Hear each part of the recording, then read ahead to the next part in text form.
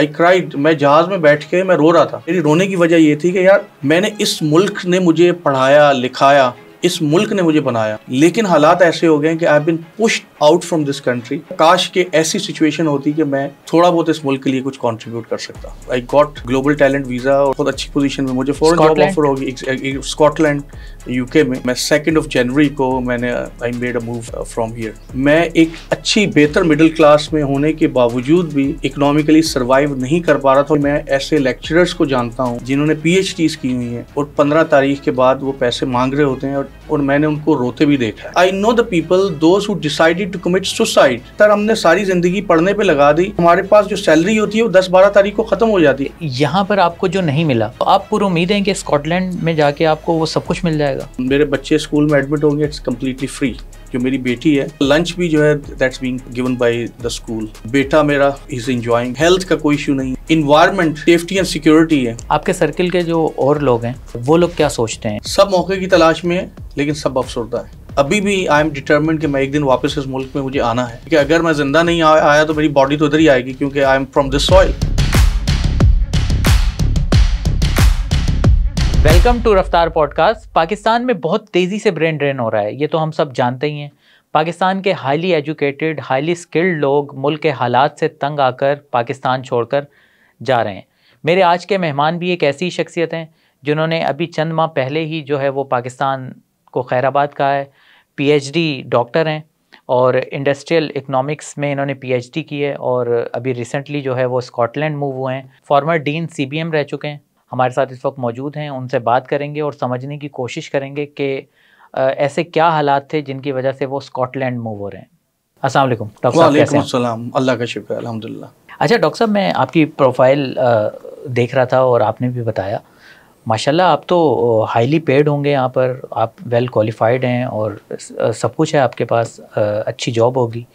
तो कहाँ जा रहे हैं, क्यों जा रहे हैं, पाकिस्तान क्यों छोड़ रहे हैं आप? जी बिल्कुल, अल्हम्दुलिल्लाह I was highly qualified. Obviously PhD आपको पता है कि इट्स अ ऑप्टिमम लेवल, और जॉब जो सैलरी थी मेरी बहुत अच्छी सैलरी थी and I had a very good career prospects.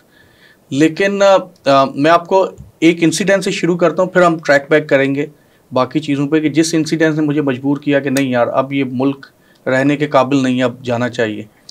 तो मेरा ख्याल 1 साल पहले मैं अपने ऑफिस से ड्राइव करके आ रहा था, तो कयूमाबाद चौरंगी पे मैं, अभी ट्रैफिक थी बहुत, तो अच्छा मुझे आवाज़ आई किसी ने जैसे नॉक किया हो साइड, जो गाड़ी पे जो साइड वाला शीशा है। तो मैंने जैसे ही मोड़ के देखा तो वो मेरा बटन प्रेस हो गया और वो शीशा नीचे चला गया।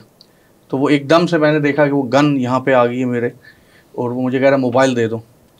तो अब जाहिर है कि एकदम बंदा अचानक से आप गन देखते हैं, और हालांकि सब लोग आस पास आहिस्ता आहिस्ता ट्रैफिक भी चल रही है, तो मैं ऐसे मोबाइल उठा के देने लगा हूँ। तो वो मोबाइल छीनने वाले ने ये समझा कि शायद ये कोई रेजिस्ट करने लगा है, इसके पास कोई पिस्टल है या कोई चीज़ है। तो उसने अचानक उसको पकड़ के ऐसे बट जो होता है उसका बैक को मेरे ऐसे सर पे मारने की कोशिश की, मैं बचा दो, मेरे यहाँ पे आके लगा। खैर जल्दी से मैंने मोबाइल उसको दिया और वो मोबाइल लेके चला गया। फॉर अ फ्यू सेकेंड्स तो मैं I was in a kind of shock, मुझे समझ नहीं आई कि क्या हो रहा है। खैर ट्रैफिक चल पड़ी, मैं आगे चल पड़ा। लेकिन जब मैं घर पर पहुँचा तो मेरी ये पोजीशन हो चुकी थी कि मुझे ये समझ नहीं आ रहा था कि मैं कहाँ पे हूँ और क्यों हूँ। फिर मैंने सोच लिया कि इंसिडेंट्स तो इससे पहले बहुत सारे हो चुके थे। मेरा ये 7वां मोबाइल था जो छिना है, और ये शायद कराची में तो हर बंदे की कहानी है, लेकिन शायद आप ये समझ लीजिए कि वो last nail in the coffin वाली बात है। So that was last nail in the coffin, और मैंने कहा कि हाँ यार अब फैसला मुझे करना पड़ेगा कुछ। अच्छा, फिर इसके बाद एक और चीज़ हुई जो कि मैं इसके साथ ही अटैच कर दूं। 2-3 दिन अब मैं बहुत ही साइकोलॉजिकली बड़ा डर गया था। बाहर निकलना, किसी बाइक वाले को देखना तो एकदम डर जाना। मैं अपने बच्चों को लेके जा रहा हूं तो एक बाइक वाला साइड पे आ रहा है नज़दीक से और मुझे अप्रोच करने की कोशिश कर रहा है। और मैंने देखा यार ये तो फिर अभी तो 2-3 दिन पहले लुटा हूँ, आज तो बच्चे भी साथ में हैं। मैंने पहले गाड़ी भगाई, ट्रैफिक थी, मैं भगा नहीं सका, वो यहाँ पर आ गया तो मैंने उसको हिट करने की कोशिश की। उसने गाड़ी रोक के मुझे कह रहा हो भाई क्या कर रहे हो तुम। आई जस्ट रियलाइज यार ये तो एक आम आदमी है, ये तो वो छीनने वाला नहीं है। तो वो मेरे बच्चे भी कह रहे थे कि पापा को क्या हो गया। खैर मैं घर पे गया था, and again I seriously I thought that exactly this is the time. अब इस शहर में और इस मुल्क में रहना जो है ना बड़ा मुश्किल हो गया। तो खैर फिर मैंने अप्लाई किया, I got global talent visa और हैरियट वार्ड यूनिवर्सिटी में, अल्लाह का शुक्र है बहुत अच्छी पोजीशन में मुझे फ़ौरन जॉब ऑफर होगी स्कॉटलैंड यूके में। और मैं 2 जनवरी को मैंने I made a move from here. ठीक है, और अब आप फैमिली के साथ मूव हो जाएंगे? अभी मैं फैमिली के साथ, बिल्कुल, मैंने फैमिली अपनी ऑलरेडी मैं ले गया हूँ, फैमिली को वहाँ पे मैंने शिफ्ट कर दी। बाकी जो चीज़ें थी वो अभी समझ लेंगे, मैं वाइंड अप करके कम्प्लीटली शिफ्ट हो रहा हूँ वहाँ पर। अच्छा डॉक्टर साहब, आपने बताया कि ये ताबूत में आखिरी कील थी, ये वाला जो वाक़या जो हुआ, मगर सर देखें ये तो एक स्ट्रीट क्राइम का वाक़या है ना। स्ट्रीट क्राइम तो पूरी दुनिया में होते हैं, इवन अमेरिका में भी होते हैं, यूके में भी हो जाते हैं। तो ये वाक़या तो आपके जहन पर उसने फ़ैसला लेने पर मजबूर किया, मगर इसके अलावा भी तो हालात होंगे जो आपको यहाँ पर डिस्टर्ब कर रहे होंगे, या जिसको देखकर आपको लग रहा होगा कि आपकी फैमिली जो है वो डिसहार्ट है, या उसको जो है आपके बच्चों को एजुकेशनल ग्रोथ नहीं मिल रही, या वो एनवायरनमेंट नहीं मिल रहा। उसके अलावा क्या चीज़ें हैं? अच्छा, ये तो मैंने बताया ना, ये मेरा 7वां मोबाइल था, इससे पहले भी 6 वाक़यात हुए। और मैं आपको बताता जाऊं कि मैंने 2015 में पीएचडी की थी and I was one of the brightest student. University Malaya से टॉप 100 यूनिवर्सिटीज़ में आती है। जैसे ही मैंने पीएचडी की तो मुझे वहाँ से जॉब ऑफर थी, लेकिन मेरे जितने क्लास फेलोज हैं वो जानते हैं ये बात कि मैंने कहा कि आई am from the soil of Pakistan, मुझे वहीं पर वापस जाना है, मैं वहीं की मट्टी हूँ, मुझे वहीं पर वापस जाना है। और मैं जस्ट आफ्टर माई पीएचडी, मेरी कॉन्वोकेशन भी नहीं हुई थी, मैं वापस आ गया और मैंने दोबारा से उसी यूनिवर्सिटी से जिससे मैं छुट्टी लेके गया था, मोहम्मद अली जिन्ना यूनिवर्सिटी से, वहाँ से मैंने दोबारा जॉब स्टार्ट कर दी। I was appointed as a dean in 2016 और वो चीज़ें बहुत चल रही थी। लेकिन अब ये चीज़ों का एक तसलसल था, ये एक चीज़ नहीं थी। जैसे आप ग्लास में पानी डालते जाते हैं ना, तो एक स्टेज ऐसी आती है कि that get fills to the brim, वो ऊपर तक भर जाता है। तो अब इसमें जैसे अभी मैं आई एम 42 नाउ, और जैसे मैंने आपको बताया कि मेरी बहुत अच्छी सैलरी मैं ले रहा था, इट वाज नॉट, मतलब एवरेज सैलरी से भी बेहतर थी, अपने पीएस में बहुत अच्छी सैलरी। लेकिन 2010 में या 2005 में जो लिविंग स्टैंडर्ड मैंने मेंटेन किया था, यकीन करें ये जो सैलरी मेरी अब की थी, ये उस लिविंग स्टैंडर्ड को भी पूरा नहीं कर पा रही थी। और 2005 में मेरी सैलरी उससे बहुत दर्जे कम थी, बहुत, it was a very meagre salary. एक बात। सेकेंडली, अभी पहले मेरी शादी भी नहीं हुई थी, फिर मेरे बच्चे हो गए। मुझे अब देखना है कि यार मेरे बच्चे 11-12 साल का मेरा बेटा हो गया है, एक बेटी है, एक छोटा बेटा है। अब वो यूनिवर्सिटी में जा रहे होंगे, मैंने खुद पीएचडी किया है, मुझे उनको लेके जाना है आगे। यूनिवर्सिटी में पैसे कहाँ से लाऊंगा? जो मिलता है महीने का, जो गाड़ी का पेट्रोल 2800 में टैंकी फिल होती थी वो अब 10,000 की हो रही है। जो रेंट 50,000 था वो अब 1.5 लाख हो गया। जो बिजली का बिल जो 10,000 का था वो अब 1 लाख से ऊपर चला गया। तो मैं सेविंग कहाँ से करूँगा? तो बच्चों की, इसका मतलब ये कि इवेंचुअली मेरे बच्चे भी यहीं पे किसी भी यूनिवर्सिटी में वो धक्के ठुड्डे खा के हो जाएंगे। और पाकिस्तान का एजुकेशन सिस्टम, क्योंकि मुझे तकरीबन 18-19 साल हो गए हैं यूनिवर्सिटी में पढ़ाते हुए, तो मैं जानता हूँ कि स्पेशली पब्लिक सेक्टर यूनिवर्सिटीज़ की क्या सूरत हाल है।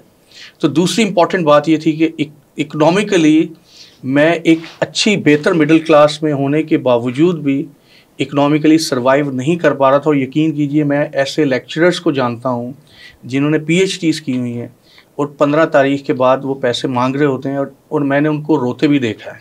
They have come to me, for example मैं डीन था, मेरे पास आते पीएचडीज़ हैं, वो रो रहे हैं, and they are, I know the people those who decided to commit suicide, के कह रहे हैं कि सर हमने सारी ज़िंदगी पढ़ने पे लगा दी, अब हमारे पास जो सैलरी होती है वो 10-12 तारीख को ख़त्म हो जाती है, क्या करें हम?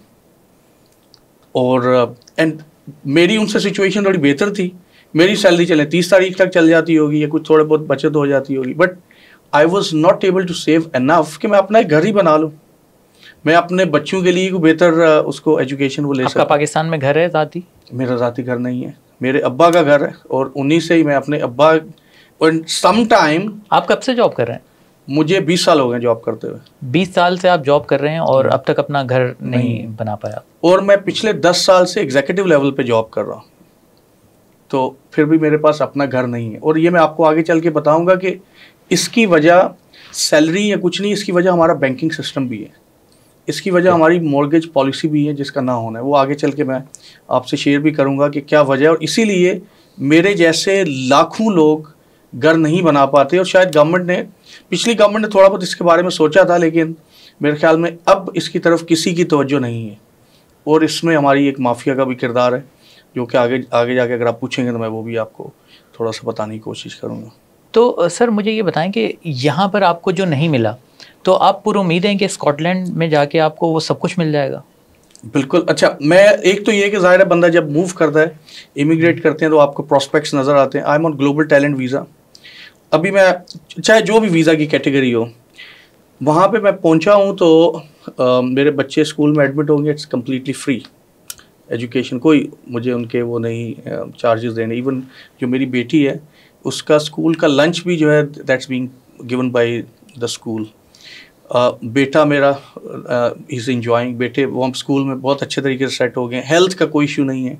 इन्वायरमेंट, उस जो सेफ्टी एंड सिक्योरिटी है, वो चीज़ें जो यहाँ पे हम विश करते हैं कि हमें मिलें, और यहाँ पे स्पेसिफिक सोसाइटीज़ में तो मिलती हैं लेकिन आम पाकिस्तानी को नहीं मिलती, वो वहाँ पे हर एक बंदे को दस्तयाब है। They are kind of a basic things जो कि कोई भी बंदा बगैर किसी डिमांड के उसको मिल रही हैं। उसको वहाँ पे अच्छा इन्वायरमेंट भी मिल रहा है, उसको फ्री में एजुकेशन भी मिल रही है, उसको सेफ्टी एंड सिक्योरिटी भी मिल रही है। सब चीज़ें, इक्का दुक्का क्राइम वहाँ पे भी होते हैं, दुनिया में हर जगह पे होते हैं, लेकिन ये नहीं है कि आपका हर चौथे रोज़ मोबाइल छिन रहा हो, कभी कुछ हो रहा है, कभी कोई बंदे को मारा जा रहा है, कभी। सो ऑब्वियसली वो चीज़ें तो वहाँ पे दे आर वेरी बेसिक, वहाँ पे मिल रही हैं। ठीक है, तो खुशी से पाकिस्तान छोड़कर जा रहे हैं। अगर ये सूरत हाल ना होती, ठीक है, हालात कुछ बेहतर होते, तो क्या आप तब भी ये फैसला करते? मैं आप पे ये फैसला छोड़ता हूँ कि अगर मैं खुशी से जाता तो मुझे 10 महीने हुए और मैं 3 बार पाकिस्तान वापस आ चुका हूँ। सो इसका मतलब ये है कि मुझे बिल्कुल, बल्कि मैं लिटरली मैं ऑन एयर बता रहा हूँ कि आई क्राइड। मैं जहाज़ में बैठ के मैं रो रहा था। रीज़न ये नहीं था कि ज़ाहिर है कि मैं दोस्तों को छोड़ा, कराची शहर की लाइफ है, यहाँ पे मैं पला बड़ा, उस शहर को तो मैंने छोड़ दिया, लेकिन उससे मेरी रोने की वजह ये थी कि यार मैंने, इस मुल्क ने मुझे पढ़ाया लिखाया, इस मुल्क ने मुझे बनाया। अब मैं स्टेज पे आया हूँ कि मैं कुछ ना कुछ थोड़ा सा इस मुल्क के लिए कंट्रीब्यूट कर सकता हूँ, लेकिन हालात ऐसे हो गए हैं कि I have been pushed out from this country, वरना कौन बंदा जाता है इस मुल्क से। तो मैंने कहा काश कि ऐसी सिचुएशन होती कि मैं थोड़ा बहुत इस मुल्क के लिए कुछ कंट्रीब्यूट कर सकता।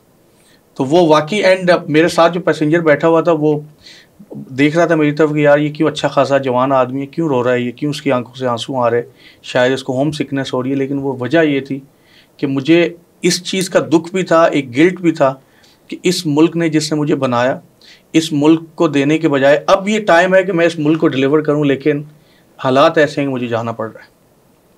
क्या ऐसा यहाँ पर बेहतर हो जाए कि आप पाकिस्तान वापस आना चाहेंगे? देखिए, बिल्कुल बुनियादी चीज़ें हैं।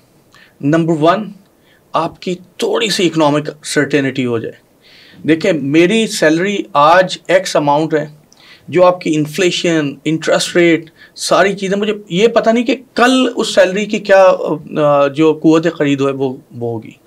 एक चीज़ आप बिलीव करें कि जो चीज़ मुझे, अगर मैं $2,500 2016 में ले रहा था, तो आज मेरी सैलरी 4 गुना बढ़ गई है, लेकिन इन टर्म ऑफ डॉलर वो 2000 पे आ गई है।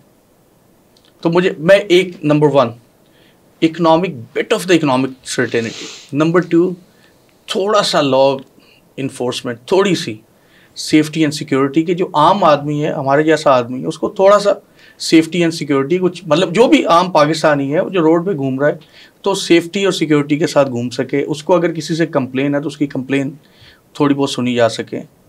और फिर थोड़ा सा उन लोगों को इंसेंटिव जो इस मुल्क के लिए कुछ करना चाहते हैं, किसी भी सूरत में, जो टैक्स देते हैं उनको आप इंसेंटिवाइज कर सकते हैं। किसी भी, there are many ways to incentivise. अगर किसी लाइन में लगे हुए हैं आप उनको प्रेफरेंशियल ट्रीटमेंट दे सकते हैं और इनको एक्नॉलेज कर सकते हैं। तो ये 2, 4, 5 चीज़ें हैं, कुछ इतनी बड़ी वो चीज़ नहीं है। तो अगर और अच्छी एजुकेशन बच्चों के लिए दस्तयाब हो तो मैं नहीं, सारे मेरे जैसे लोग वापस आ जाएंगे। जिस चीज़ के लिए आप मुल्क से जा रहे हैं और जो चीज़ें आप यहाँ चाह रहे हैं कि वो बेहतर हो जाएं, वो एक बुनियादी चीज़ें, मैं ख़ुद भी, ये मेरी ये ख्वाहिश है कि अल्लाह करे कि ऐसा होता और आप जैसे लोग यहाँ से नहीं जाते, मगर अफसोस है कि ऐसा नहीं है। तो सर मुझे ये बताइएगा कि आपको क्या लगता है कि हमारी इस हालत का ज़िम्मेदार है कौन? अच्छा, सवाल मेरे पर्सनल थॉट्स बड़े सख्त हैं इस नहीं, आप मामले खुलकर में। बात कीजिए सर, हमारा प्लेटफॉर्म हाजिर है आपके लिए। लेकिन इसी में जो मेरा जवाब इसी से जुड़ता भी होगा कि मुझे तकरीबन, मैंने 2010 से मीडिया में आना शुरू किया, PTV से लेके फिर डिफरेंट चैनल्स में अपना प्रोग्राम भी होस्ट करता रहा। बिलीव मी कि पिछले 3-4 साल में जिस तरह से आवाज़ दबाई जाने लगी है या दबाई जाती है, इस तरह से पता चलता है कि यू आर बीइंग सफोकेटेड। और आप मीडिया के हैं, आपको खुद पता है कि जिस शख्स को आदत हो बोलने की, बुरा देख के उसको इंडिकेट करने की, गलत देख के बताने की भाई ये गलत हो रहा है, अगर आप उन लोगों का गला घूंटते हैं या उनको जो गलत हो रहा है ये कहें कि इसको सही करें या इसको सही कहें, तो ये उसके लिए खुदकुशी होती है। और पिछले 3-4 सालों में ऐसा होना शुरू हो गया। तो मैं बहुत सारे आप चैनल्स पे इसीलिए मैंने अपीयर ही होना छोड़ दिया था कि कॉल पे पहले आपको ये कहते हैं कि फ़लाँ बात आपने करनी है, इस तरह से करनी है, अदरवाइज़ वो आपको लेंगे नहीं कॉल पे। एक बात ये इसकी एक इंडिकेशन है कि इसका मतलब ये कि देयर इज़ समथिंग रॉन्ग कि लोगों की आवाज़ को दबाया जाता है। अच्छा, लेकिन मेरा ख्याल ये है कि एक पाकिस्तान की जो ब्रॉडर इकोनॉमिक सिस्टम है ये आज से ख़राब नहीं हुआ। हमारे यहाँ स्ट्रक्चरल जो पूरे के पूरे सिस्टम उसके अंदर ख़राबी है, और उस स्ट्रक्चर के अंदर ख़राबी की बुनियादी वजह शायद किसी एक इंस्टीट्यूशन को ज़्यादा पावरफुल बना देना और उसको ऑल राउंडर तस्लीम कर लेना और बाकी इंस्टीट्यूशंस को उसके अंडर कर देना या बाकी इंस्टीट्यूशंस को उतना आपने फ्लोरिश ना करना। मैं ये समझता हूँ कि this is one of the major reason. देखें, कोई भी इंस्टीट्यूशन आपका ऑल राउंडर नहीं हो सकता। हर एक इंस्टीट्यूशन की अपने अपने काम है, उनको वो अपना अपना वो काम करना है। और दुनिया में कहीं पे भी देखते हैं 3, 4, 5 बुनियादी पिलर्स होते हैं किसी स्टेट के, वो अपना अपना काम करते हैं। अगर अदलिया है तो वो अदल करेगी। अदलिया can not be into kind of a monetary policy making for example, जो कि सेंट्रल बैंक का काम है, स्टेट बैंक का काम है, जो कि इंस्टीट्यूशन है। और स्टेट बैंक जो कि मॉनेटरी पॉलिसी बनाता है, उसका काम इंसाफ नहीं करना। सियासत जो कानून बना रहे हैं, उनका काम कानून बनाना है। वो आके सेंट्रल बैंक को ये नहीं कहेंगे कि मॉनेटरी पॉलिसी बनाए। जो दूसरा इंस्टीट्यूशन जिसका काम मुल्क का दिफा करना है, वो मुल्क का दिफा करेगा। वो स्टेट बैंक को ये नहीं कहे कि भाई आप मॉनेटरी पॉलिसी ऐसे बनाएं, अदलिया को ये नहीं कहे कि आप इंसाफ ऐसे करें, और कानून बनाने वालों को ये ना कहें कि आप कानून ऐसे बनाएं। तो हर एक इंस्टीट्यूशंस का अपना अपना रोल है। जब ये रोल मिंगल होंगे, आप अपना रोल तो बहुत अच्छे तरीके से प्ले करते हैं, इसमें कोई डाउट नहीं है। लेकिन फॉर एग्जांपल अगर मैं एक प्रोफेसर हूँ और मुझे ये कहा जाए कि मैं एक मोबाइल ठीक करूँ, या मुझे ये कहा जाए कि आप जो है ना वो जज बन जाए, तो आई विल बी द वर्स्ट जज। बेशक मैंने जितनी मर्जी PhD क्यों ना की हो, तो मुझे मेरा काम पढ़ाना है, तो मुझे पढ़ाना चाहिए। तो बुनियादी चीज़, और मैं क्योंकि इकोनॉमिक हिस्ट्री का भी स्टूडेंट हूँ, from 1947 till now our institutions are mingling with each other. अपना काम कम कर रहे हैं और दूसरा जो काम है वो ज़्यादा कर रहे हैं, ये करने की कोशिश कर रहे हैं। तो पहली, और इसीलिए ये स्ट्रक्चरल, जब ये बुनियादी ख़राबियाँ होती हैं तो फिर ये ट्रिकल डाउन करके आपके हर इदारे में आती हैं। फिर पुलिस भी ख़राब होगी, लॉ एंड ऑर्डर भी ख़राब होगा, और वो जो इदारा है वो फिर सियासत भी शुरू हो जाएगी, वो सारी चीज़ें जो हैं। तो ये बुनियादी मैं समझता हूँ कि ये चीज़ है जिसके ऊपर शायद सबको पता है, लेकिन इसको सही करने की जिम्मेदारी किसकी है, कौन करेगा, ये अभी तक कोई पता नहीं किसी को। अच्छा डॉक्टर साहब, ब्रेन ड्रेन की वजूहत कुछ आपने बता दी और हमें भी कुछ पता ही है, मगर आजकल एक वजह और भी है कि जो हमारी हुकूमत ने सैलरीड क्लास पर टैक्सेस बढ़ा दिए हैं, तो इस चीज़ ने भी आपको डिसाइड किया है कि आपकी सैलरी पर, फॉर एग्जांपल CEO लेवल की अगर सैलरी 10 लाख रुपए है तो उस पर 45% अगर टैक्स है, तो ये चीज़ भी आप लोगों के लिए मैटर करती है, आप जैसी क्लास के दूसरे लोगों के लिए? देखें, ये बिल्कुल क्यों नहीं, ये तो बड़ा एक इम्पॉर्टेंट पॉइंट है। देखें, सबसे पहली बात ये है कि पाकिस्तान में जो टैक्स देते हैं वो लोग वही हैं जो सैलरीड क्लास हैं। There are few million people जो कि बाकी सारे पाकिस्तान का बर्डन उन्होंने उठाया हुआ है। बाकी जो बड़े बड़े सेक्टर्स हैं, रिटेल सेक्टर्स और बड़े बड़े ट्रेडर्स और एसोसिएशन हैं, चंद बिलियन रुपीज़ के टैक्स दे रहे होते हैं। अब फॉर एग्जांपल अगर 10 लाख सैलरी है, उसमें से आप 3-3.25 लाख रुपए या 3.5 लाख रुपए टैक्स दे देते हैं, और बाकी जो आपके पास क्या बचेगा? और आपका एम्प्लॉयर ये कह रहा है भाई मैं तो आपको 10 लाख दे रहा हूँ, आपके पास टैक्स दे के और सिंध रेवेन्यू बोर्ड और फलाना और ये करके 6-6.5 लाख रुपए बचे। फिर आप जो चीज़ खरीद रहे हैं उसके ऊपर आप सेल्स टैक्स दे रहे हैं, जो आप सर्विसेज दे रहे हैं उसके ऊपर आप 20-22% टैक्स दे रहे हैं। तो कर करा के आपके पास जो आपकी एक्चुअल सैलरी होती है उसमें से 50% से ज़्यादा टैक्स निकल जाता है। और आपकी इनकम जैसे बढ़ती जाएगी, आप वो सुपर टैक्स और पता नहीं कौन कौन से super and duper and more on वो टैक्स बढ़ते चले जाते हैं। तो सर जी आप बात कैसे आपकी डिस्पोजेबल इनकम जो कि बाहर एक बहुत बड़ी ह्यूज अमाउंट नज़र आती है, at the end of the day आपके पास कुछ भी नहीं होता। तो सर ये टैक्स वाली बात आपने की, मगर आप अगर स्कॉटलैंड जा रहे हैं, यूरोपीय कंट्रीज़ या अमेरिका वगैरह में टैक्स का रेशो 40%, इवन कहीं ना कहीं 50% तक होता है, तो वहाँ पर जाकर भी तो आप टैक्स देंगे, तो यहाँ क्या प्रॉब्लम है? बहुत पर्टिनेंट आपका इंपॉर्टेंट पॉइंट है कि जो टैक्स हम यहाँ पे दे रहे हैं वहाँ पे भी तो देना है। लेकिन देखिए, मैं अगर वहाँ पे टैक्स दे रहा हूँ तो मेरे बच्चों को बिल्कुल फ्री एजुकेशन मिल रही है, जो कि एक स्टैंडर्ड एजुकेशन है, अनबायस्ड स्टैंडर्ड एजुकेशन है। इसमें कुछ कंसर्न्स हो सकते हैं लोगों के, और वो आपको अलाउ करते हैं कि एड्रेस आप करें अगर आप अपने बच्चे को सेक्स एजुकेशन नहीं दिलवाना चाहते हैं, हम ना दिलवाएं, और बहुत सारी चीज़ें। लेकिन as a whole that's a completely unbiased एक स्टैंडर्ड फ्री एजुकेशन, और बिल्कुल एक बहुत अच्छे इन्वायरमेंट में, नंबर 1। नंबर 2, फ्री हेल्थ, चाहे जो भी है, आपको खुदा न खास्ता कैंसर से लेके छोटी मोटी जो बीमारी, कोई आपसे पैसा नहीं। स्कॉटलैंड में तो मेडिसिन के पैसे भी नहीं लेते, ठीक है जी।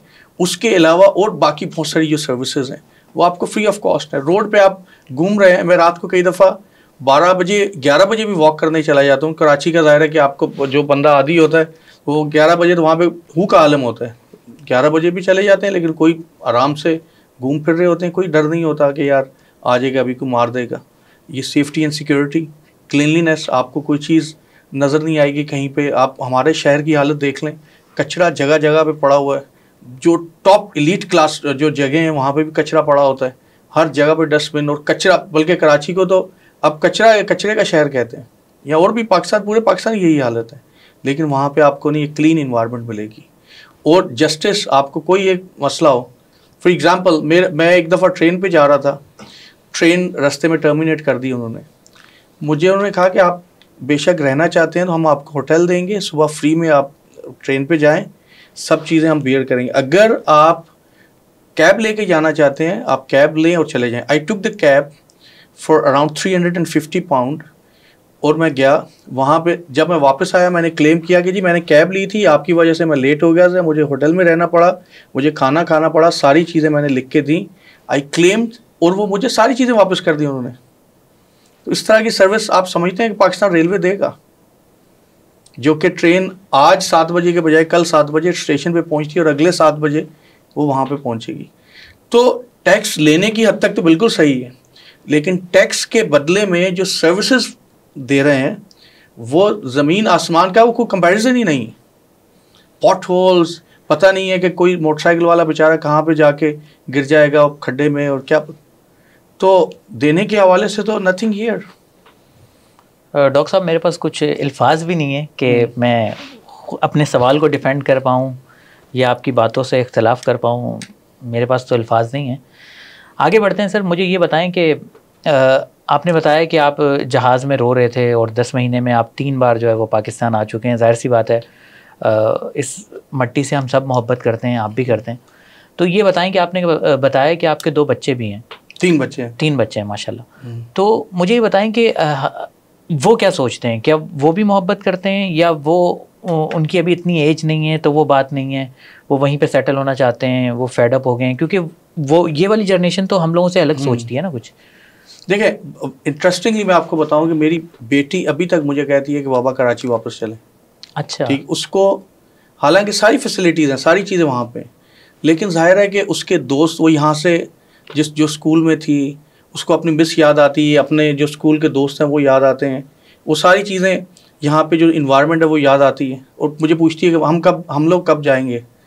तो जाहिर है कि, लेकिन क्या होगा, अब मैं देख रहा हूँ कि जब बच्चे मेरे पहले महीने में कह रहे थे कब वापस जाना है, कब कराची जाना है, ग्रेजुअली अब उनको स्कूल में अच्छी वहाँ पे इन्वायरमेंट मिलना शुरू हो गई, सराउंडिंग में काफ़ी चीज़ें बेहतर होना उनको मिलना शुरू हो गई। अब वो कंपैरिजन करते हैं, कहते हैं नहीं यार ये तो अच्छा है, वहाँ पे तो इस तरह नहीं था, यहाँ पे ऐसे।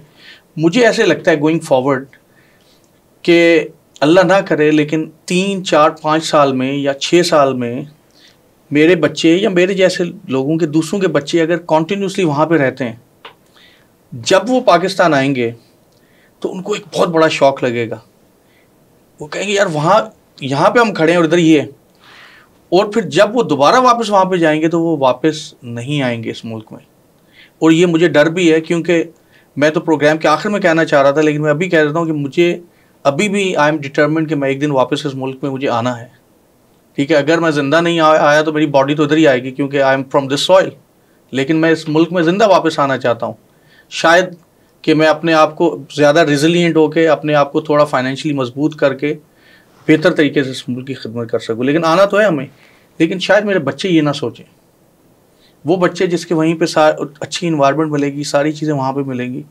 तो इसी तरह करते करते मैं एक नहीं हूँ, मेरे जैसे बहुत पढ़े लिखे लोग, नस्ट के इंजीनियर्स, हमारे टॉप क्लास इंस्टीट्यूशंस के लम्स के पढ़े हुए, जिनको इस मट्टी के टैक्स पेयर्स के पैसे से हमने डेवलप किया, हम लोगों ने हमारे इस इंस्टीट्यूशन यहाँ पे जो हमारी लॉ एंड ऑर्डर सिचुएशन है, इसने उनको मजबूर कर दिया, वहाँ पे चले गए और उनके बच्चे यहाँ पे नहीं आएंगे।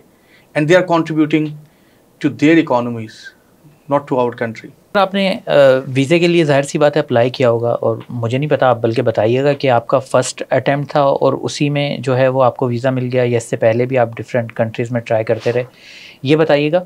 और दूसरी बात ये बताइएगा कि हमारे पासपोर्ट की कंडीशन बहुत बुरी है, ठीक है, जो सबसे नीचे के जो नंबर हैं उनमें चौथे नंबर पर आता है। तो मुझे ये बताएं कि आपको क्या मुश्किलात पेश आई और पाकिस्तान का आउटलुक है क्या इस मामले में?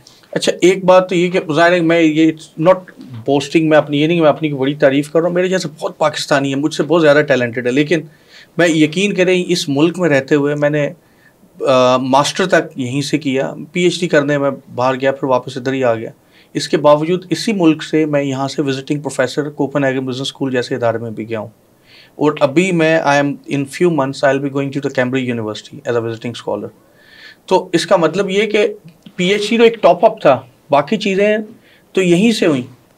तो नंबर वन ये कि ये नहीं है कि यहाँ पे जो लोग हैं वो बिल्कुल ऐसे ही हैं, यहाँ पे लोग टैलेंटेड भी हैं और उनको बाहर वो चीज़ें उसकी कदर करते हैं। लेकिन जब आप इतनी मेहनत करने के बावजूद, इतनी चीज़ें होने के बावजूद जब आप पाकिस्तानी पासपोर्ट जमा करवाते हैं ना कहीं पे भी, तो 100 सवाल आपको करते हैं। जैसे फॉर एग्जांपल मैं लास्ट ईयर मैं as a visiting professor Copenhagen business school में जब गया, तो मुझे उन्होंने लाइन पे सब लोग जा रहे थे इमिग्रेशन से, तो वो देख रहे पासपोर्ट लगा के ठप्पा। जैसे ही उन्होंने मेरा ये ग्रीन पासपोर्ट देखा तो पहले वो लैंप जलाया, यूं कर रहे हैं, कभी यूं कर रहे हैं, फिर कभी किसी को बुला लिया, भाई इधर आए। फिर मैं जब एड्रेस देखा, फिर और कि यार ये पता नहीं कोई 2 नंबर वीज़ा है क्या, 3-4 और लोग आ गए, and I was so embarrassed.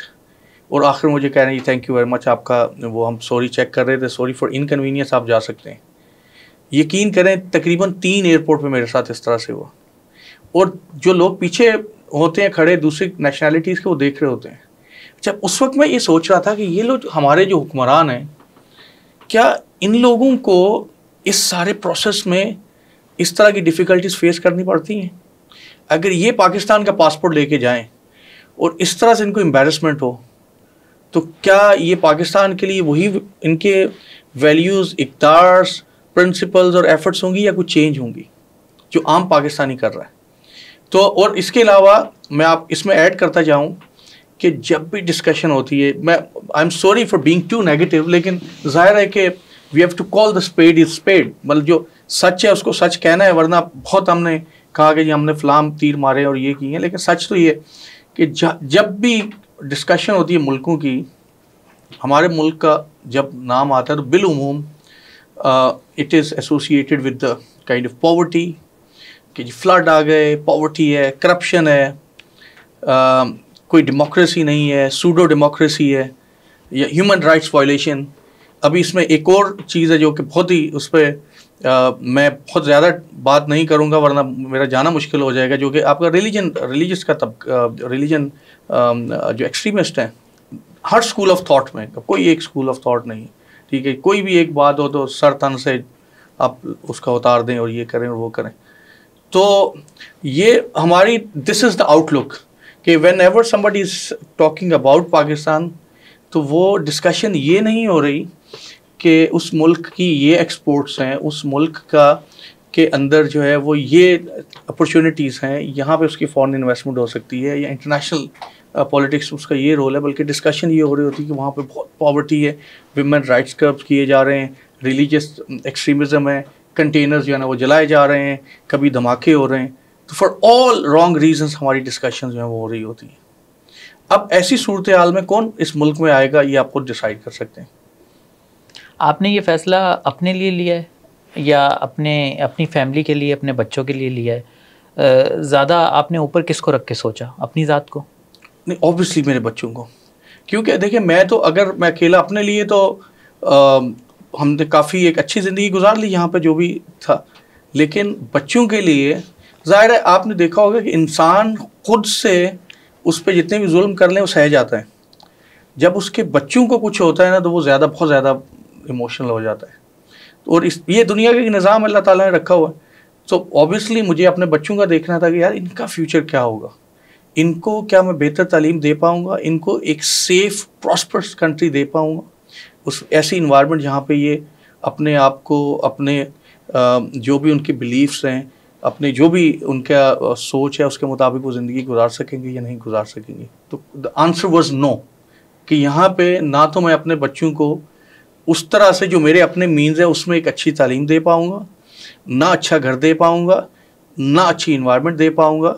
और फिर आप कहीं पे भी जाएंगे यहाँ पे शराफत को बुज़दिली समझा जाता है, ऑनेस्टी को बुज़दिली समझा जाता है। जो बंदा शरीफ होगा, ऑनेस्ट होगा, उसको बुज़दिल समझेंगे, जो सच बोलेगा उसको कड़वा और ऐसा समझा जाएगा कि ये तो बंदा जो है ना बड़ा अजीब व गरीब है, ये तो दोस्ताना इसका वो है ही नहीं। तो इस ऐसे मुल्क के अंदर ज़ाहिर है कि द आंसर वाज नो, और मुझे देखना था, और मतलब मिल गया, अल्लाह ताला ने एक अपॉर्चुनिटी दी तो मैंने कहा चले कि लेट्स ट्राई इट। सर मेरी पॉडकास्ट में काफ़ी बड़े बड़े इकनॉमिस्ट भी आते हैं और कुछ बातें करते हैं, मगर साथ में ये भी कहते हैं कि उम्मीद की किरण कुछ बाकी है। तो आप बिल्कुल डिसार्ट हो चुके हैं, आपको नहीं लगता कि इस मुल्क में कुछ थोड़ी सी उम्मीद की किरण बाकी है? भले आप बाहर जा रहे हैं, इससे कोई वो नहीं पड़ता, उसके लिए मैं बेस्ट विशेज़ हैं आपके लिए। देखिए मायूसी तो गुनाह है, उम्मीद की किरण भी बाकी है, लेकिन वो किरण एक सूरज में कब बने, में कन्वर्ट कब होगी, ये कहना ज़रा मुश्किल है। At the end of the tunnel शायद थोड़ी रोशनी तो नज़र आ रही है, लेकिन ये जो अंधेरे की टनल, किसको रोशनी समझ रहे हैं आप? अच्छा, मैं ये समझता हूँ कि जो आने वाली नस्ल है, यूथ सर यूथ को तो आप साथ लेके जा रहे हैं, अपने बच्चों को साथ लेके जा रहे हैं। अब देखें, यूथ को अगर आप साथ में नहीं लेके जाएंगे तो यहाँ पे मैं एज अ पेरेंट, सर मुझे एज अ पेरेंट मुझे एक सेल्फिश मेरा एक रोल हो जाता है जो अल्लाह ताला ने वो किया। तो लेकिन जो यूथ है पाकिस्तान में भी हैं जिनके मीन्स नहीं है बेचारों के, किसी ना किसी हद तक अवेयरनेस उनमें आ रही है। ये जो डिजिटल टेक्नोलॉजीज़ हैं, ये फ़ोन है, ये सोशल मीडिया है, ये तो चाहे आप जितना भी इंटरनेट स्लो कर लें, कुछ ना कुछ तो वो देख ही लेंगे, आपकी पॉडकास्ट भी देख लेंगे, शब्बर भाई को और बहुत सारे लोगों को सुन भी रहेंगे। तो ये जो अवेयरनेस है ये शायद एक स्टिर कर रही है तूफ़ान। अब वो तूफ़ान दिमाग से निकल के कब बड़ा तूफ़ान बनता है इसका पता नहीं है।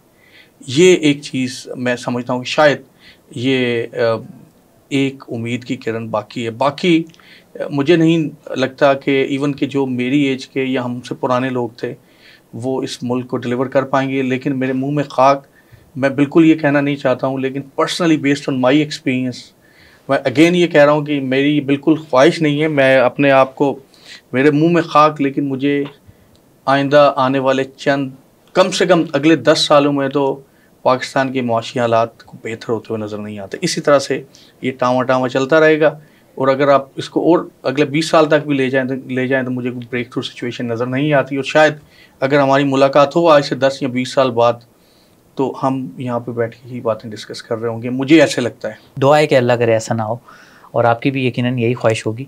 मुझे ये बताइए कि इकनॉमिक सिचुएशन तो है आपके मुल्क से जाने की, क्या सियासी अनसर्टेनिटी भी आपके ख्याल में एक बड़ा इशू है? असल में economic situation is not as a whole. अगर इस मुल्क में लॉ एंड ऑर्डर आप बोल सकते हैं, लॉ एंड ऑर्डर है, तालीम की अपॉर्चुनिटीज़ हैं, तो आप रूखा सूखा भी गुजारा कर लेते हैं। मौशी तो एक टॉपअप हो जाता है ना, वो तो है एक इम्पॉर्टेंट चीज़। लेकिन अब बाकी चीज़ें अगर मिल रही हूँ तो चलें जी, एक इकनॉमिक सिचुएशन है तो कोई मसला नहीं। आप बाहर भी कोई बहुत इतने वो आप कुछ नहीं अर्न कर रहे होते, hardly you meet your ends, लेकिन बाकी चीज़ें वहाँ पर होती हैं। यहाँ पे आपकी इकनॉमिक सिचुएशन भी बुरी है और बाकी वो चीज़ें भी जो है ना वो उसी तरह से वो चल रही होती हैं। तो इसलिए economic situation is not the only thing, बाकी चीज़ें जो है वो भी इसके अंदर कंट्रीब्यूट कर रही हैं। और आपको लगता है कि ये जो क्योस की एक सूरत हाल है, इसमें सियासी गैर यकीनी की सूरत हाल भी? अभी बिल्कुल, मैं यही सोच रहा था कि मैं जो दूसरा पार्ट था उसका सिर्फ नहीं, बहुत ज़्यादा।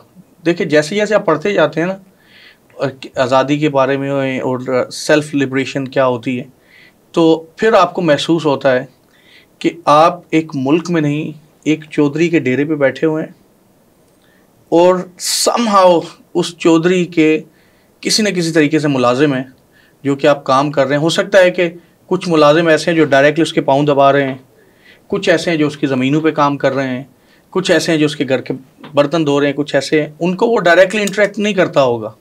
लेकिन मुझे ऐसे लगता है कि ये एक मुल्क से ज़्यादा एक डेरा है और डेरे पे चंद चौधरी बैठे हुए हैं और बाकी हम सब उन चौधरियों की या तो काम कर रहे हैं या उनके पाँव दबा रहे हैं।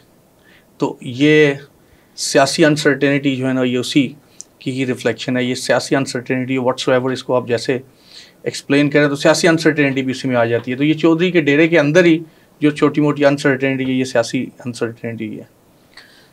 आप बाहर शिफ्ट हो जाएंगे, आपके बच्चे भी बाहर शिफ्ट हो गए हैं, तो मुझे ये बताएं कि बाकी सब चीज़ें तो आपको वहाँ पर अच्छी मिल जाएंगी पाकिस्तान से, मगर ये बताएं कि जो एक कल्चरल गैप आ जाएगा आपके बीच में, जाहिर सी बात है कि उनका कल्चर बिल्कुल अलग है, हमारा अलग है, और आप वहाँ पर जाएंगे तो जाहिर सी बात है कि अक़लियत में हैं पाकिस्तानी या गैर मुल्की जो भी वहाँ पर होंगे, तो इस चीज़ को कैसे मैनेज करेंगे आप?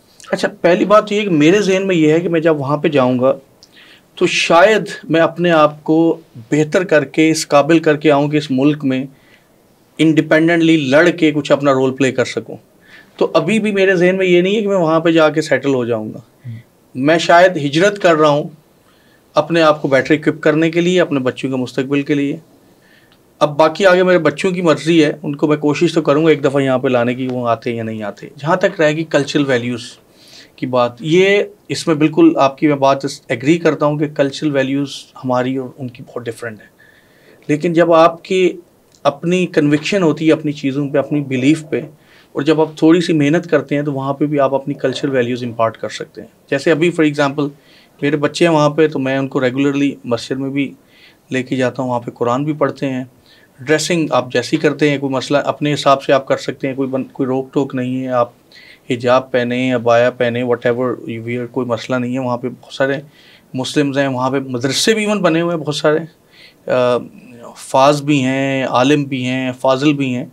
अनफॉर्चुनेटली हमारे यहाँ पाकिस्तान में एक परसेप्शन ये है कि हमारे अलावा दुनिया की सारी जो ममालिक हैं वहाँ पे कल्चरल वैल्यूज़ ज़ीरो हैं, मुसलमान सिर्फ हमारे यहाँ ही रहते हैं। ऐसा नहीं है, मुसलमान पूरी दुनिया में, there are billions of Muslims, they are in UK, in USA, और अपनी अपनी लाइफस्टाइल के मुताबिक वो वहाँ पे जी रहे हैं, बड़े अच्छे तरीके से जी रहे हैं, उनको कोई कुछ नहीं कहता। तो इसलिए मुझे डर नहीं है। अगर मैं चाहूँ, और जो कि डेफिनेटली मैं चाहूँगा और मैं इस पर कोशिश भी कर रहा हूँ, तो अपने बच्चों की कल्चरल वैल्यूज़ आप उसमें इम्पार्ट कर सकते हैं। मैंने बहुत सारी पाकिस्तानी फैमिलीज़, दूसरे ममालिक की, बांग्लादेश की, इंडिया की, अरब फैमिलीज़ देखी हैं कि बच्चे माशाल्लाह से उनकी जो इस्लामिक वैल्यूज़ या जो भी रिलीजन वैल्यूज़ उनके मुताबिक अच्छी ओपन ज़िंदगी गुजार रहे हैं। एक उनको किसी चीज़ का डर नहीं है। आपने पीएचडी जो है वो इंडस्ट्रियल इकनॉमिक्स में किया हुआ है, तो आपकी मौजूदगी का फ़ायदा उठाते हुए मैं पूछना ये चाहूँगा, हमारी एक्सपोर्ट्स आपको पता है कि बहुत कम है और इंपोर्ट ज़्यादा हैं, इंपोर्ट बेस्ड हैं बेसिकली हम। तो मुझे ये बताएं कि आपकी स्टडीज़ भी हैं इस बारे में, हम इंडस्ट्रियल तौर पर क्यों रिफॉर्म्स नहीं कर सकते? हमारी इंडस्ट्री इतना पीछे क्यों है? पिछले 1-2 साल से तो बिल्कुल ही मर गई है जब से ये पावर टैरिफ जो हैं वो बढ़े हैं। तो बेसिक रीज़न है क्या? अच्छा, इसके 2 बड़े वजूहात हैं। जो मेन वजूहात हैं वो तो एक आपकी रिटार्डेड इंस्टीट्यूशंस जो कि इंडस्ट्री को रेगुलेट करते हैं, और लैक ऑफ ह्यूमन रिसोर्स। लेकिन अगर आप उसको मैं आम आदमी की ज़ुबान में ये कहूँ कि पाकिस्तान के अंदर इकॉनमी क्यों नहीं ग्रो कर पाई, तो unfortunately we have been turned into a traders economy. तकरीबन आप जो भी चीज़ उठा लें पाकिस्तान में 90% चांसेस है कि वो हम इंपोर्ट कर रहे हैं, उसको रीपैक करके या एज इट इज़ वो हम यहाँ पे सेल कर रहे होते हैं, उसमें कोई ऐसा रिस्क नहीं है। और आप ओवरवेलमिंग हमारी इकोनॉमी का सेक्टर ट्रेडर इकोनॉमी बन गया, इसमें प्रॉफिट भी है और टैक्स भी नहीं देना पड़ता। आप देख लीजिए कि हमारे रिटेलर होलसेलर्स कितना टैक्स दे रहे हैं, एक बात। दूसरी बात ये कि जब आप इंडस्ट्रियलाइजेशन करते हैं तो उसके लिए कुछ बुनियादी अवामिल, इकनॉमिक इंडिकेटर्स बेहतर चाहिए होते हैं, कुछ ईज़ ऑफ बिज़नेस के हवाले से कुछ चीज़ें चाहिए होती हैं। पिछले 20 साल में आप देख लें, इवन 20-25 साल में आप देख लें, प्रोजेक्ट करें आप, तो पाकिस्तान का जो ईज़ ऑफ डूइंग बिज़नेस है जिसके अंदर आपके इलेक्ट्रिसिटी के टैरिफ ले लें, आपकी दूसरी यूटिलिटीज़ ले लें, आपका इंफ्रास्ट्रक्चर ले लें, लॉ एंड ऑर्डर को ले लें, इंटरेस्ट रेट्स को ले लें, वो सारे के सारे अनफेवरेबल हैं। और ये अगर आप इसको और भी प्रोजेक्ट करके पीछे ले जाएं तो इवन 60s में, एक्सेप्ट फॉर द 60s, आप फॉर एग्जांपल 70 से ऑनवर्ड देखें तो कभी भी पाकिस्तान में ये सारे के सारे इंडिकेटर फेवरेबल नहीं रहे। इसीलिए पाकिस्तान में FDI सियासी जो गिमिक्स है उसकी ताबे रही है कि हम किसी एक मुल्क से रिक्वेस्ट करेंगे यार पाकिस्तान में ऑपरेट कर लो, चाइना से कहें, सऊदीया से कहें, दूसरों से कहें, रिक्वेस्ट करें। कभी भी हम अपने मुल्क को इतना अट्रैक्ट नहीं कर पाए, इसके बावजूद कि हमारे पास बहुत सारी ऐसी अट्रैक्शंस हैं जिसमें लोग आके इन्वेस्टमेंट कर सकते हैं, लेकिन हम नहीं कर पाए क्योंकि हमारे यहाँ utility, law and order, infrastructure, industrial policy, corruption, आपके जो इंस्टीट्यूशनल जो लेवल पे, चाहे वो FPR हो, चाहे वो कस्टम्स हो, ये इनकी जो इनएफिशिएंसीज और इनकी करप्शन, ये किसी भी तरीके से आपके ना FDI को आने देती है, ना इंडस्ट्रियलाइजेशन को होने देती है। क्योंकि एक इंडस्ट्री जब आप लगाते हैं 3-4 साल तो आप कॉस्ट इंकर कर रहे होते हैं, प्रॉफिट तो आप कहीं पे 5-6 साल बाद, 10 साल बाद अर्न करना शुरू करते हैं। तो इंडस्ट्री की प्रोजेक्शन 50 साल की होती है कि मैं अगर एक यहाँ पे कोई मोबाइल मैन्युफैक्चर करने की एक फैक्ट्री लगा रहा हूँ, कम से कम मैं 50 साल की प्रोजेक्शन करूँगा। 50 साल की प्रोजेक्शन के लिए मुझे कुछ इकोनॉमिक इंडिकेटर्स थोड़े से स्टेबल चाहिए कि इंटरेस्ट रेट्स क्या होंगे, पॉलिटिकल अनसर्टेनिटी क्या होगी, मेरी एनर्जी की प्राइसेस क्या होंगी, ह्यूमन रिसोर्स मिलेगा नहीं मिलेगा। तो अगर आप प्रोजेक्ट करते हैं तो अनफॉर्चुनेटली चीज़ें जो हैं वो फेवरेबल नहीं है। इसलिए हमारे पास इंडस्ट्री के बजाय ट्रेडर्स ट्रेडिंग से पैसा उठाया, रियल इस्टेट में डाल दिया और बस रियल इस्टेट में आप घुमाते रहें। तो ये जो बना हुआ ट्विन, ये आपकी इकॉनमी को कहीं पे भी जाने नहीं दे रहा। और उसको टैक्स बचाना है तो they just pull the money into the agriculture sector, क्योंकि वहाँ पे टैक्स एज सच है नहीं। तो agriculture and real estate they become the tax haven. आपने FDI की बात की, डेफिनेटली किसी मुल्क के लिए बहुत ज़्यादा ज़रूरी होती है, मगर मुझे ये बताइए कि इंडस्ट्री लगाने के लिए ज़रूरी तो नहीं है FDI आए। हमारे पास ईरान की मिसाल है, इतनी सारी पाबंदियाँ हैं मगर उसकी सिचुएशन हमसे बहुत बेहतर है, ठीक है। उसकी आप अगर इंडस्ट्री को देखें, बहुत सी चीज़ें वो ख़ुद बनाते हैं क्योंकि इंपोर्ट नहीं करते। तो FDI की बात आप क्यों कर रहे हैं? क्योंकि क्या FDI बहुत ज़रूरी होती है? अगर FDI नहीं हो तो कोई मुल्क जो है वो इंडस्ट्री नहीं लगा सकता। देखिए, चले FDI वैसे तो ज़रूरी है, लेकिन मैं फॉर एग्जांपल आप सपोज कर लें कि आप DI सिर्फ डोमेस्टिक डायरेक्ट इन्वेस्टमेंट कर लें। जो चीज़ें FDI के लिए एप्लीकेबल है ना, डोमेस्टिक इन्वेस्टमेंट के लिए उतनी एप्लीकेबल हैं। ये लोग भी तो प्रॉफिट कमाना चाहते हैं ना, ये भी तो वही चीज़ें चाहते हैं, पहली बात। दूसरी बात ये कि FDI इसलिए ज़रूरी है कि सारी मशीनरी, सारा इक्विपमेंट हमारे पास वो चीज़ें नहीं हैं, ठीक है। अगर आप मोबाइल मैन्युफैक्चर करना चाहते हैं तो आपको मशीनरी कहीं ना कहीं से इंपोर्ट करनी पड़ेगी, या आप किसी के साथ कुछ आप कोई एक सिनर्जेटिक एग्रीमेंट करेंगे, उनको लेके आएंगे यहाँ पे आके वो कुछ काम करेंगे। तो जाहिर है कि अगर हम टेक्नोलॉजी में इतने हम इंडिपेंडेंट तो है नहीं कि हम खुद से वो चीज़ें उसको वो कर सकें। तो जाहिर है फॉर दैट रीज़न हमें बाहर के जो लोग हैं उनके साथ तो कोलैबोरेट करना पड़ेगा, चाहे हम वो FDI की सूरत में करें, चाहे वो हम उनसे वो इक्विपमेंट, कैपिटल इक्विपमेंट परचेज करके कर रहे हो। एक बार रही बात ईरान की, जो कि क्लोज्ड इकोनॉमी है, so it took many years to Iran to stand at that level. और अब भी ईरान की जो बहुत सारी इंडस्ट्रीज़ हैं वो इतनी कंपेटिटिव नहीं है। अगर आप एक्सपोर्ट परस्पेक्टिव से देखें, डोमेस्टिक वो नीड्स पूरी कर रही हैं, लेकिन जब वो एक्सपोर्ट करते हैं तो वो उतनी कंपेटिटिव नहीं रहती। तो वो अपनी उनकी नीड्स को तो पूरा कर रहे हैं। हमारा इकोनॉमिक सिस्टम बिल्कुल डिफरेंट है।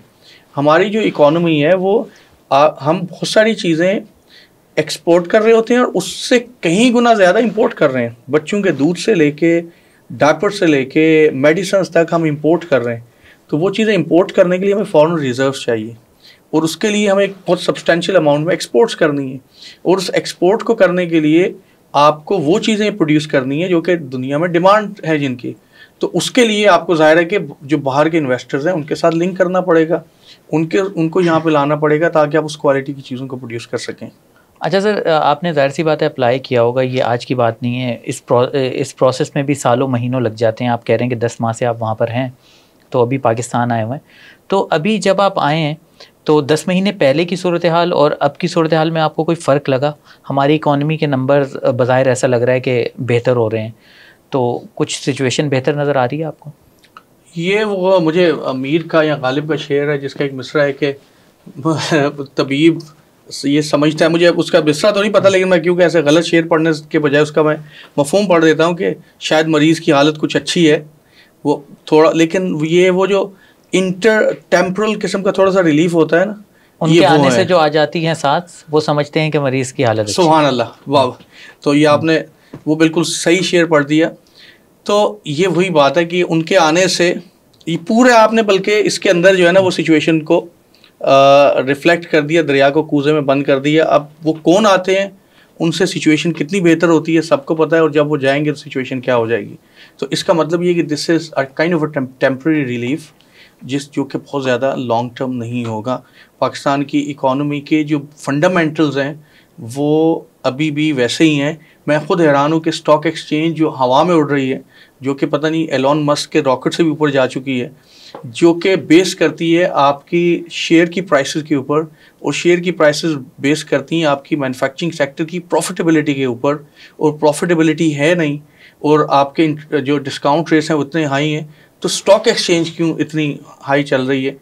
तो ये इस चीज़ को रिफ्लेक्ट करता है कि पाकिस्तान की जो इकोनॉमिक प्रॉस्पेरिटी जो बाज़ाहिर नज़र आ रही है, this is a short lived in a sense कि जिसको अगर ये कह रहे हैं कि प्रॉस्पेरिटी है, ये स्टेबल नहीं है, और स्टेबिलिटी के लिए ऑब्वियसली जो बहुत सारी दूसरी चीज़ें जो कि आपको करनी होंगी। स्कॉटलैंड में रहते हुए आप पाकिस्तान में कैसे कंट्रीब्यूट करेंगे? देखिए मैं इस मुल्क का देखें जो भी जैसे भी हालात हैं, मगर इस मुल्क का हम सब पर कर्ज तो है ना। बिल्कुल कर्ज है, और जो बाहर लोग हैं वो तो बहुत ज़्यादा महसूस करते हैं, मैं तो ये समझता हूँ, और इसीलिए मैं यहाँ पे क्यों आपके सामने बैठा हूँ, यही इस बात का मैं तो ये शौक मना रहा हूँ कि मैं क्यों जा रहा हूँ और क्या मुझे करना चाहिए। तो ऑब्वियसली वहाँ पे जो शॉर्टेस्ट जो एक काम हो सकता है वो है रेमिटेंसेस की सूरत में जो हम करते हैं। यहाँ पे जो अमाउंट है हम पाकिस्तान में रिमिट करते हैं, बिलीव मी कि मैं वहाँ से आ रहा था, बहुत सारी चीज़ें मैं वहाँ से परचेज़ कर सकता हूँ, लेकिन वो क्या कहते हैं कि आप ओशन में या समंदर में अगर आप एक ड्रॉप ऑफ वाटर भी कंट्रीब्यूट कर सकते हैं तो करें। तो मैंने कहा नहीं, मैं शॉपिंग पाकिस्तान से जाके करूँगा, जो शूज़ हैं वो वहाँ से जो बाकी चीज़ें लूँगा, क्योंकि चलें जो मैं वहाँ से पे कंट्रीब्यूट कर सकता हूँ अपने मुल्क की इकॉनमी में, वहाँ से लेके पाकिस्तान की एक प्रॉपर इमेज बिल्डिंग तक, पाकिस्तानी जो स्टूडेंट फॉर एग्जांपल मेरे पास आते हैं उनकी प्रॉपर गाइडेंस तक, और मैंने ओपनली रखा हुआ, भी बहुत सारे स्टूडेंट वहाँ पे जो आते हैं, so I try to get them settled over there. उनको कोई इकोनॉमिक के जो इश्यूज होते हैं, यहाँ से जो लोग जाना चाह रहे हैं पढ़ने के लिए, तो आई ऑलवेज़ वेलकम देम, और मेरी कोशिश ये है कि वहाँ पर जो मिल के पाकिस्तानी लोग हम कोई एक इस तरह की एसोसिएशन डेवलप करें ताकि हमारे जो बच्चे पढ़ने के लिए आना चाहते हैं हम उनको हेल्प आउट कर सकें। यूनिवर्सिटीज़ में बहुत सारी there are massive scholarships for the countries like Pakistan, जो हमें नहीं पता, तो वो हम स्कॉलरशिप्स उन तक पहुँचाएँ कि भाई आप इसमें अप्लाई करें, इसमें करें, ये आपके लिए। और फिर पाकिस्तान में वहाँ पे डिबेट्स होती हैं कंट्री लेवल पे, जैसे अभी मैं I been into a kind of council जो कि डिफरेंट मुल्कों के इकोनॉमिस्ट थे, तो वहाँ से था, एंड मैं उनकी इकोनॉमिक अफेयर्स में डिस्कस किया, तो इट वाज रियली गुड कि उनको कि एक पाकिस्तानी भी कंट्रीब्यूट कर रहा है, तो that what I think that give a very good image of Pakistan के हम लोग ऐसे नहीं हैं, हम पॉजिटिव भी कंट्रीब्यूट कर सकते हैं, क्योंकि वहाँ पे रहने वाले बहुत सारे जो ज़्यादा पाकिस्तानी हैं जो बहुत अरसे से रह रहे हैं, वो बहुत हाई लेवल की जॉब्स नहीं कर रहे, they are more into taxi driving या कोई होटल पे काम कर रहे हैं या इस तरह की चीज़ें कर रहे हैं, तो बहुत ज़्यादा पॉजिटिव प्रोजेक्शन नहीं है हमारी। आपके सर्किल के जो और लोग हैं, आपके कोलीग्स हैं, जाहिर सी बात है उनके सामने आपकी मिसाल है, वो लोग क्या सोचते हैं? वो आपको मौका मिला, आप निकल गए, ठीक है, अगर क्या उनके पास अपॉर्चुनिटीज़ हैं, वो यहाँ पर रहना चाहते हैं, या वो भी मौके की तलाश में? सब मौके की तलाश में। ये वो बात है जो सच्ची है, कोई अगर ना बताए तो अलग बात है। सब मौके की तलाश में है, लेकिन सब अफसरदा है। जिसको मौका मिलेगा, आप कोई बंदा मुझे बता दीजिए कि वो नहीं जाना चाहता, मैं उसको वहाँ से ऑफ़र करूँगा, और फिर मैं उसकी ईमेल दिखा दूँगा, ये देखें उससे पासपोर्ट की कॉपी भेज दी है। So everybody is looking for a chance, सब मौके की तलाश में। डिसहार्ट क्यों है आप लोग? मौका मिल गया आप लोगों को? डिसहार्ट इसलिए है कि देखिए, जहाँ पे आपने ज़िंदगी गुजारी हो, अपनी जवानी जहाँ पे आपने गुजारी है, उस मुल्क को छोड़ के जाना आसान नहीं है। ज़ाहिर है कि बहुत सारी ऐसी, शायद मैंने बहुत सारी चीज़ें कह दी, लेकिन ऐसी बहुत सारे महसूसात, एहसासात ऐसे होंगे जो जिनको मैं शायद अल्फाज का रंग नहीं दे पा रहा, या मैं नहीं देना चाह रहा, आपने बिल्कुल, आपका प्लेटफॉर्म ओपन होगा कि बिल्कुल है कि मैं अपनी मर्ज़ी से बात कर सकता हूँ, लेकिन मुझे बहुत सारी ऐसी चीज़ें जो मैं कह चाहने के बावजूद भी मैं सेल्फ सेंसर्ड की एक चीज़ मेरे सामने आ जाती है, क्योंकि मेरे बहुत सारे लोग यहाँ पर हैं, मुझे वापस भी इस मुल्क में आना है, और बहुत सारी चीज़ें जो है ना मैं इसलिए रुक जाती हैं। आप ये जो शिकायत कर रहे हैं, ये शिकायत आप इस मुल्क से कर रहे हैं या इस मुल्क के चलाने वालों से कर रहे हैं? आपका ये शिकवा है किससे? ज़ाहिर है इस मुल्क से नहीं है, इस मुल्क के चलाने वालों से। लेकिन अज़्म ये है कि इस मुल्क को हम परमानेंट छोड़ के नहीं गए, एक दिन वापस आएंगे। शायद जब वापस आएँ तो उस वक्त हम में इतनी पावर हो, इकोनॉमिक प्रॉस्पेरिटी भी हो, सोशल भी हो, और शायद इतनी विल हो कि हम उस तबके के साथ लड़ सकें जो कि इस मुल्क को गलत डगर पे लेके जा रहे हैं। ये एक तबका नहीं है, ये मैं आपको बता दूं, लेकिन अवाम की ताकत का लोगों को अंदाज़ा नहीं है। अवाम लड़ते हैं तो फिर ये मुल्क डेवलप होते हैं। चलें, बहुत शुक्रिया आपके वक्त का। और मैं बहुत कम ऐसा होता है कि मैं कोई पॉडकास्ट करते हुए अफसुर्दा होता हूँ, और आज भी मुझे लग रहा है कि मैं कुछ थोड़ा सा अफसुर्दा हूँ, क्योंकि ये कहानी सिर्फ आपकी नहीं है। ऐसे हमारे बहुत से पाकिस्तानी हैं जो एवरेज एक नंबर आता है वो तकरीबन 8 लाख का आता है, जो हाईली क्वालिफाइड आपकी तरह और हाईली स्किल्ड लोग हैं, वो ये मुल्क छोड़ के जा रहे हैं। अगर हालात अच्छे होते तो वो यहीं पर रहते और हमारी खिदमत करते, मगर ये सब हो रहा है और हमारी आंखों के सामने हो रहा है, और ये बहुत अफसोसनाक है। अल्लाह करे कि पाकिस्तान के हालात बहुत जल्द बदलें और सब अच्छा हो जाए यहाँ पर। बहुत शुक्रिया आपके वक्त का। दोबारा भी आपसे मिलना।